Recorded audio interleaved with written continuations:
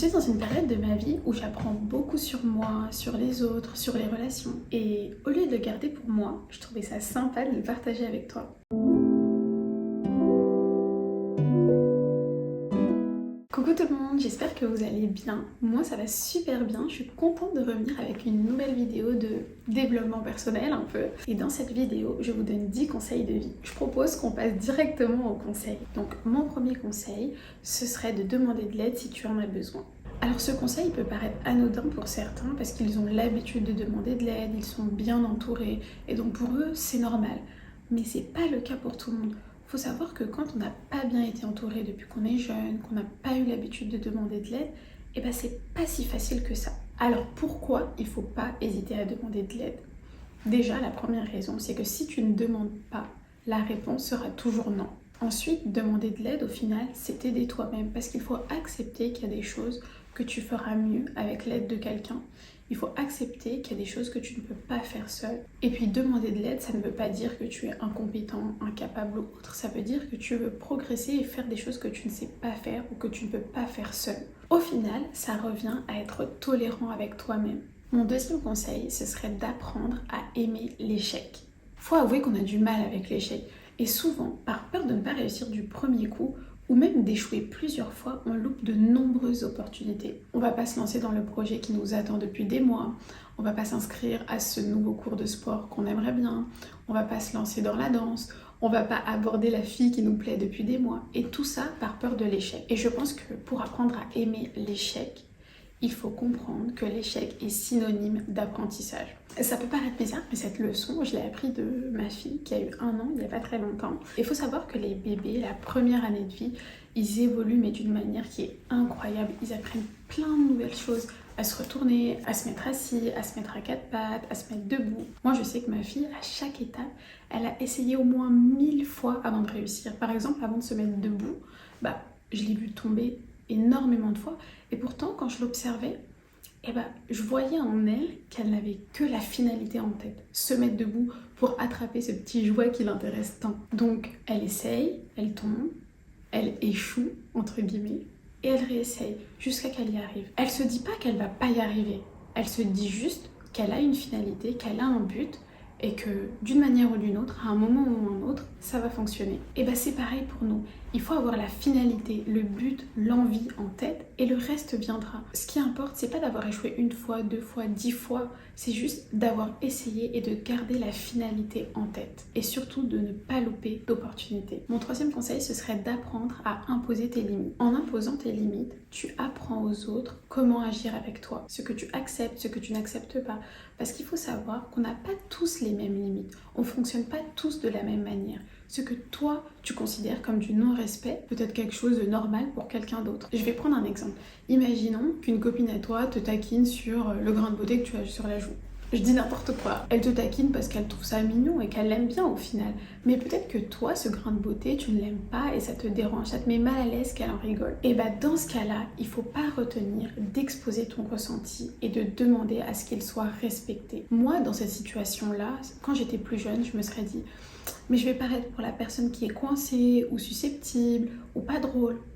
Mais là n'est pas la question. Si c'est de toi qu'on rigole et que tu ne trouves pas ça drôle, à toi d'imposer tes limites et à toi de faire comprendre aux autres comment te traiter. Après, j'ai pris un exemple tout simple, mais imposer tes limites, ça fonctionne dans tous les domaines de ta vie. Moi, je sais qu'au boulot, par exemple, j'ai souvent laissé les autres dépasser mes limites à moi. Et une fois que tu laisses les autres dépasser tes limites constamment, ils pensent que c'est normal d'agir comme ça avec toi. Pour eux, ça va être normal d'agir de cette manière avec toi. Donc le jour où tu vas te réveiller, où t'en auras marre et que tu vas leur dire « je ne veux plus être traité comme ça », ils vont pas comprendre parce que ça va faire des années qu'ils te traitent ou qu'ils agissent comme ça avec toi. Donc le conseil que je peux te donner, c'est d'imposer tes limites dès le début. Et puis, il est jamais trop tard pour les imposer. Même si ça fait des années que les personnes te traitent d'une manière ou d'une autre, tu peux les imposer maintenant. Tu peux avoir évolué, ne plus vouloir certaines choses.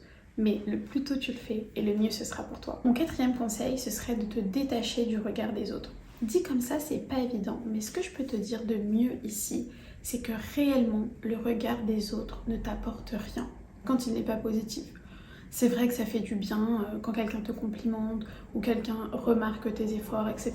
Mais en soi, qu'une personne te critique ou te valide, ça ne t'apporte rien dans les faits. Ce n'est pas elle qui vit ta vie. Si tu as par exemple envie de te lancer dans un projet, commencer quelque chose de nouveau, personne d'autre que toi ne croira plus en toi que toi-même. Vous allez me dire, mais si, ma maman, ma meilleure amie, elle croit en moi, elle me soutient. Bien sûr, bien évidemment. Peut-être que ce sera pas le cas et ça n'est pas grave parce que ce sera ton projet et c'est toi qui dois te lancer, c'est toi qui dois croire en toi. Si je dois réellement te convaincre qu'il faut se détacher du regard des autres, c'est que admettons que tu es constamment en train de te demander ce que les autres vont penser de toi et que tu veux être validé par tout le monde. Sache que ça n'arrivera jamais. Il y aura toujours au moins une personne sur cette terre qui ne sera pas d'accord avec toi, n'aimera pas ton outfit ou ne validera pas ce que tu dis. Et c'est normal. La vérité, c'est que si tu es constamment en train de penser que les autres te jugent et que du coup tu n'arrives pas à te détacher de ça, c'est plutôt toi qui te juges toi-même. En réalité, les autres sont souvent focalisés sur eux-mêmes, sur leurs propres projets, sur leur propre vie, et eux aussi sont en train de se demander si toi, tu n'es pas en train de les juger. Mon 5e conseil, ce serait de faire de toi ta priorité. Pour beaucoup, on fait passer les autres avant nous. On a l'impression que si on fait tout pour les personnes qu'on aime, qui sont autour de nous, elles seront heureuses et que par conséquent, nous aussi. C'est pas faux, si les personnes qu'on aime sont heureuses, on l'est forcément. Moi, je peux pas être heureuse à 100% si ma fille, mon mari, ma soeur, etc. ne sont pas heureux. C'est normal. Mais ce que je veux dire, c'est qu'il faut que tu te priorises toi d'abord parce que personne ne le fera à ta place. J'ai un petit exemple que j'aime bien, que je vais partager avec vous. J'espère que vous allez le comprendre. Il faut imaginer qu'on a tous un petit réservoir qui est vide au départ et ce réservoir, c'est notre réservoir affectif, de bienveillance, d'énergie, etc. Et il est vide. Et à côté, on a tous une bouteille qui est remplie et il faut imaginer qu'elle est remplie de bienveillance, de bonnes actions, etc. Donc avec notre bouteille, on remplit le réservoir des autres à chaque fois qu'on fait des bonnes actions, à chaque fois qu'on pense à eux, à chaque fois qu'on fait d'eux une priorité. On remplit petit à petit leur réservoir. Et un jour, cette bouteille, elle va finir par se vider. Il n'y aura plus rien. Parce qu'on aura distribué toutes nos petites actions, toutes nos bonnes actions aux autres. Mais le problème, c'est que si personne n'a fait la même chose pour nous, notre réservoir affectif, il est vide. Et après, il restera plus que ce réservoir-là pour vivre, pour échanger, pour refaire des bonnes actions, etc. Donc il faut commencer par se donner de l'amour à soi-même, de la bienveillance à soi-même, remplir son propre réservoir et ensuite le faire avec les autres. Et puis si après mon incroyable exemple, t'es toujours pas convaincu, est-ce que tu négligerais la personne que tu aimes le plus? Non, tu le ferais pas. Alors ne le fais pas avec toi. Mon 6e conseil, c'est de ne jamais juger les autres. Pour moi, ça paraît évident de ne pas juger les autres. Mais je vais pas te juger si toi, tu as l'habitude de juger les autres. Je vais t'expliquer pourquoi il faut pas le faire. L'explication, elle est très simple. C'est que juger quelqu'un, ça n'apporte absolument rien de positif. Que ce soit pour toi ou pour les autres. Juger les autres, ça te fait perdre du temps à toi et ça te fait perdre de l'énergie. Cette énergie, tu devrais l'investir en toi, en tes projets. Une autre raison pour laquelle il ne faut pas juger, c'est que le plus souvent, le jugement est erroné. Par exemple, admettons que tu vois une fille qui a réussi son master et puis elle a l'air d'avoir réussi facilement. Tu vas te dire, oui, de toute façon, elle a des facilités et puis c'est normal. Peut-être que c'est pas le cas, peut-être qu'elle a eu du mal, peut-être qu'elle a fait énormément de sacrifices. Tu ne le sais pas. Souvent, le jugement n'a pas de fondement. Mon conseil suivant est d'apprendre à écouter ton corps quand il te parle. Alors réellement, on est venu au monde avec un outil qui est incroyable, notre corps. On se rend pas compte, mais notre corps communique énormément avec nous, que ce soit la faim, la fatigue, le mal-être. Et ce qu'il faut faire, c'est juste de répondre à ses besoins. Pour certains, vous allez vous dire, mais c'est logique. Mais pourtant, il y a de nombreuses fois où on ne répond pas réellement aux besoins de notre corps. Par exemple, quand tu tombes de sommeil mais que tu ne dors pas, ou que tu te prives de manger alors que tu as faim pour maigrir. Tout ça, c'est des moments où tu ne réponds pas à tes besoins. Mais notre corps, il nous communique aussi concernant les vibes des gens un peu. Il y a des personnes avec qui tu te sens bien, détendu, toi-même.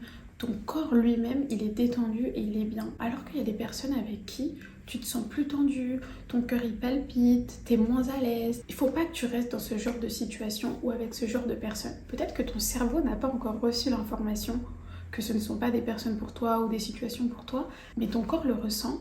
il ressent la mauvaise vibe que tu as et il te le fait comprendre. Donc c'est pour ça qu'il faut apprendre à écouter déjà, mais surtout à exécuter en fonction. Mon 8e conseil, c'est d'accepter que certaines personnes ne sont que de passage dans ta vie. Je pense qu'on est tous différents sur cet aspect, mais c'est une réalité. Il faut être conscient que toutes les personnes que tu croises dans ta vie ne vont pas y rester jusqu'à ta mort. Et le savoir, en avoir conscience, ça te permet de mieux lâcher prise au moment voulu. C'est vrai que c'est quelque chose de difficile, mais c'est quelque chose qui est plus sain pour toi, plutôt que de t'attacher à une personne qui ne veut plus faire partie de ta vie. Et attention, je ne dis surtout pas qu'il ne faut pas faire d'efforts pour les personnes qu'on aime. Pas du tout. Mais il faut comprendre que plus tu évolues, plus les autres évoluent, et parfois vous n'évoluez pas de la même manière. Et le fait de ne pas évoluer de la même manière ne veut pas dire que vous ne pouvez pas faire partie de vos vies mutuelles, mais parfois ce n'est pas le cas. Si la connexion ou le partage ne se fait plus avec une personne que tu aimes, malgré les efforts de ta part, il faut que tu apprennes à laisser l'autre venir vers toi, l'autre faire des efforts, et à surtout le laisser partir s'il ne veut plus être dans ta vie. Mon 9e conseil, c'est de comprendre qu'on ne peut pas changer les autres. Alors c'est une vérité qu'on ne répétera jamais assez. Personne ne change personne. Si dans ta vie tu as eu l'impression d'avoir changé quelqu'un, sache que c'est bien cette personne qui a choisi de changer ou d'évoluer et pas toi. Tu l'as peut-être aidé, motivé, montré la voie, mais c'est bien l'autre personne qui a décidé de changer et qui a agi en conséquence. Et de toute façon, que l'autre choisisse de changer par lui-même, c'est la seule manière pour que le changement soit définitif. Pour t'aider dans ce conseil, ce que tu peux faire, c'est changer ou adapter ta manière de réagir aux actions des autres. C'est le seul élément que tu peux contrôler. Mon 10e et dernier conseil pour cette vidéo, ce serait de ne pas laisser le négatif des autres te rendre mauvais. On a tous vécu des situations difficiles où des personnes se sont mal comportées avec nous, nous ont fait du mal, nous ont trahis, nous ont menti. Mais pour autant, ce que je te demande, c'est de rester quelqu'un de bien, quelqu'un de bienveillant, quelqu'un de respectueux et quelqu'un qui veut le bien autour de lui. Ne souhaite jamais du mal aux autres, ne ris pas de leur malheur. Et quand tu le peux, tends-leur la main. Là, tu dois soit te dire que je suis folle ou que je n'ai jamais rien vécu de difficile dans ma vie. Et pourtant, si, c'est bien le cas. Et il y a une raison à ça. Sache que tu es la personne avec qui tu vas finir ta vie. Donc sois une bonne personne. Voilà, c'était mes conseils de vie. J'espère que ça t'a plu, que tu auras appris des choses. Sache que j'ai plein de conseils encore. Donc si ça t'intéresse, dis-le moi en commentaire. Je serais ravie de faire une partie 2. N'hésite pas à me partager tes conseils parce que j'adore apprendre, avoir le point de vue des autres. Donc ça me ferait très plaisir. N'hésite pas à liker parce que ça montrera que tu as aimé la vidéo et ça me motivera pour les prochaines. Et surtout, abonne-toi parce que j'ai encore plein de vidéos de prévues. Donc en attendant une nouvelle vidéo, je te dis ciao!